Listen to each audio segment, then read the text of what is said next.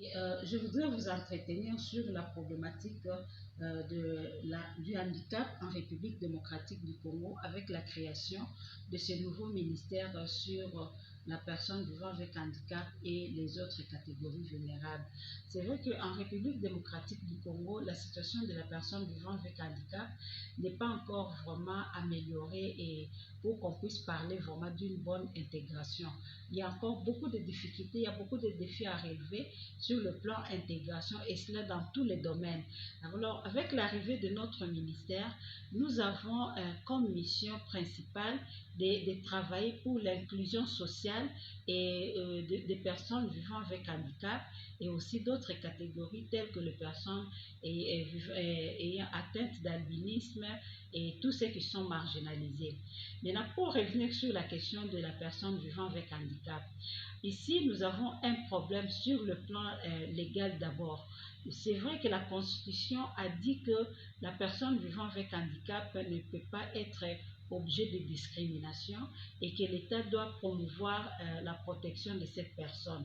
Mais aujourd'hui, dans la réalité, nous trouvons qu'il y a beaucoup à faire pour vraiment mettre fin à la marginalisation de cette personne. En commençant d'abord par le fait que la Constitution qui a demandé à ce qu'il y ait une loi organique qui fixe les modalités pour la promotion, la protection et la participation des droits des personnes avec handicap. Mais malheureusement, cette loi n'existe pas encore jusque-là.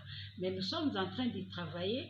Dieu merci, pour le moment, nous avons l'Assemblée nationale qui a adopté la première version de la proposition de cette loi qui est maintenant en étude au niveau du Sénat et nous pensons qu'avant la fin de cette année, le président de la République pourra la promulguer pour que nous puissions la mettre en œuvre. Alors, partant de cette loi, qu'est-ce que mon ministère compte faire?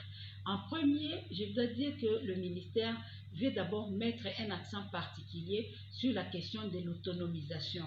L'autonomisation ici, ce n'est pas seulement sur le plan économique, c'est pas seulement par rapport au vécu dans la société comme citoyen, mais également aussi l'autonomisation sur le plan mental.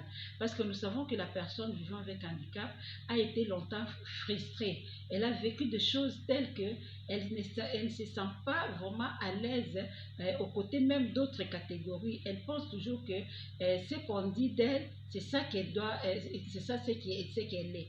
Or, ça ne doit pas être ainsi. Nous devons travailler sur le plan mental de cette personne pour l'amener à comprendre qu'elle doit s'accepter d'abord comme elle est et elle doit aussi faire un effort, affronter tout ce qu'il y a comme difficulté dans la société pour vivre avec les autres. Mais aussi, nous devons travailler sur le plan social avec les autres parties. Nous devons faire de manière à ce que toute la population reconnaisse aujourd'hui les droits à la différence. C'est-à-dire que même si je suis une personne vivant avec handicap, mais on ne doit pas voir seulement mon handicap, on doit voir ce que moi j'ai comme potentialité que je peux mettre à la disposition de la société et qui peut être bénéfique pour tout le monde. Donc on doit m'accepter avec ma différence et moi aussi je dois m'accepter avec ma différence et aussi avec ce qu'il y a dans les autres.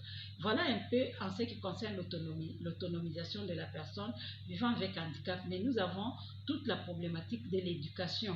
Parce que pour rendre cette personne autonome, nous devons travailler sur le plan de sa survie, comment cette personne gagne la vie, est-ce qu'elle a droit à l'emploi, est-ce que c'est pour ceux-là qui sont dans l'informel, qui se débrouillent d'une manière ou d'une autre, est-ce que leurs activités génératrices de revenus sont accompagnées, est-ce que sur le plan de l'éducation, cette personne a sa place.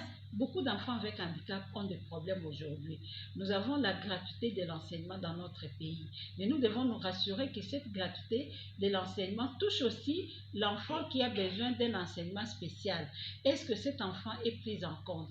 Est-ce que cet enseignement spécial même est bien organisé dans le pays? Tout ça, ce sont des défis auxquels nous devons faire face et que nous devons relever aussi. Il y a aussi toute la problématique concernant la spécificité des femmes avec handicap. Aujourd'hui, nous avons des femmes qui ont des problèmes, surtout en ce qui concerne la santé de la reproduction. Cette femme ne trouve pas sur le plan médical des infrastructures appropriées pour l'accouchement. Tout ça, ça nous appelle à tout pouvoir travailler. Mais je dois dire que pour faire face à tous ces défis, la recherche a sa place. Nous devons d'abord commencer à regarder qu'est-ce qu'il y a dans le pays, qu'est-ce qu'il n'y a pas, qu'est-ce qui s'est fait ailleurs, comment nous pouvons faire que nous puissions capitaliser ce qu'il y a ou ce que nous pouvons trouver ailleurs pour que les personnes vivant avec handicap puissent trouver leur compte. Alors pour ça, la recherche vraiment est la bienvenue et mon ministère qui n'est qu'à ses débuts. Lorsque je suis arrivée à ce ministère, je n'ai rien trouvé qui pouvait m'inspirer. Tout était à commencer, tout était vraiment nouveau et c'est vraiment, je peux dire, c'est une forêt vierge qui demande à ce que nous puissions faire beaucoup d'analyses, beaucoup de recherches pour savoir qu'est-ce qui est approprié, qu'est-ce qui n'est pas approprié et comment nous pouvons le faire. Et l'autre chose aussi, c'est les échanges d'expériences. Et c'est là que je voudrais que, dans le cadre de la recherche que nous allons mener, je voudrais que nous puissions nous associer avec qui mènent ces genres d'études dans d'autres pays pour nous donner ce qu'ils ont déjà découvert et que nous pouvons capitaliser dans le cadre de la République démocratique du Congo. Et cette recherche-là, nous devons aussi fouiller dans la culture, parce que nous avons dans notre culture une manière de vivre par rapport à la solidarité qui caractérise toute personne africaine. Alors nous devons voir qu'est-ce que nous pouvons prendre comme point positif dans la culture au niveau de la République démocratique du Congo et aussi regarder avec la technologie. Je suis en train de voir par exemple nos frères qui ont des problèmes de cécité, les aveugles. Aujourd'hui, ils ont des problèmes. Il n'y a pas la promotion de l'écriture braille. Mais l'écriture braille aujourd'hui, il y a même au niveau de l'informatique, comment pouvoir développer cela et leur faciliter l'accès aux bibliothèques, l'accès à la recherche, etc. Mais tout ça, ça demande que nous puissions y travailler et la recherche doit être au centre.